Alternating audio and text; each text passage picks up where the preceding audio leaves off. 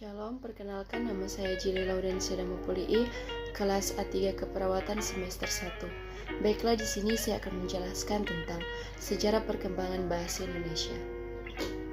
Di sini ada 4 sejarah perkembangan bahasa Indonesia. Yang pertama, kedudukan sejarah perkembangan bahasa Indonesia.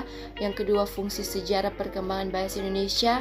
Yang ketiga, ragam bahasa Indonesia. Dan yang keempat, pengertian kalimat efektif. Pertama, kedudukan sejarah perkembangan bahasa Indonesia. Bahasa Indonesia mempunyai kedudukan yang sangat penting seperti tercantum pada Ikrar ketiga Sumpah Pemuda 1928 yang berbunyi, kami putra dan putri Indonesia menjunjung persatuan bahasa Indonesia. Dan yang kedua, fungsi sejarah perkembangan bahasa Indonesia. Menurut buku Irvin, kedudukan bahasa Indonesia sebagai bahasa nasional memiliki fungsi di antaranya. Yang pertama, lembaga kebanggaan kebangsaan di dalam fungsinya sebagai lembaga kebanggaan kebangsaan bahasa Indonesia. Dan yang kedua, lembaga identitas nasional bahasa Indonesia fungsinya sebagai identitas nasional yang mengarah pada penghargaan terhadap bahasa Indonesia.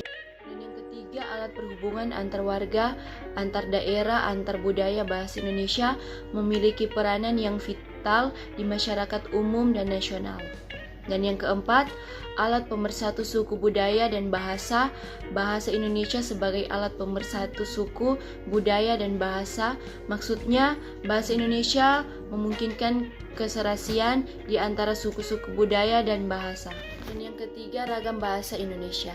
Pengertian ragam bahasa adalah variasi bahasa menurut pemakaian yang berbeda-beda menurut topik yang dibicarakan, menurut hubungan pembicara kawan bicara, orang yang dibicarakan, serta menurut medium pembicara.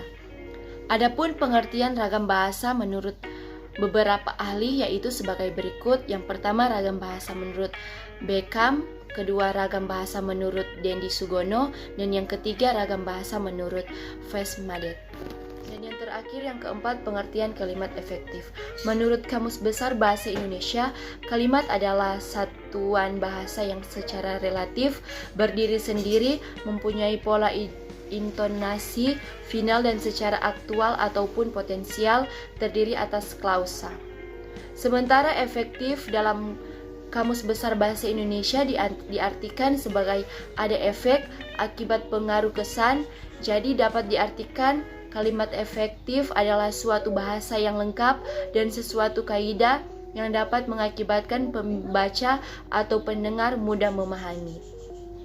Kalimat efektif dan tidak efektif biasanya bisa dibedakan dari kaidah-kaidah dalam penyusunan kalimat. Yang pertama, unsur-unsur penting yang harus dimiliki setiap kalimat.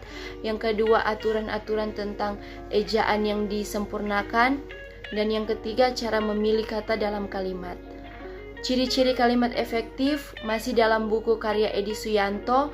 Ciri-ciri kalimat efektif yang mudah dipahami pendengar atau pembaca antara lain menyangkut: yang pertama, kesatuan dan kesepadanan, yang kedua kesejajaran, yang ketiga penekanan, yang keempat hemat kata, dan yang terakhir yang kelima variasi struktur kalimat. Itulah penjelasan saya tentang sejarah perkembangan bahasa Indonesia.